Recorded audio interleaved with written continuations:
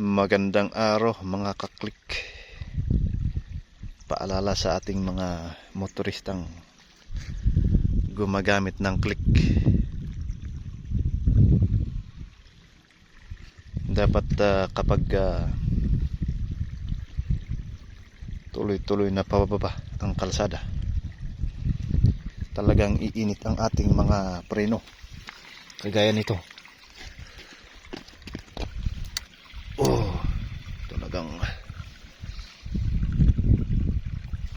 Talagang mainit na mainit, lalo kanina.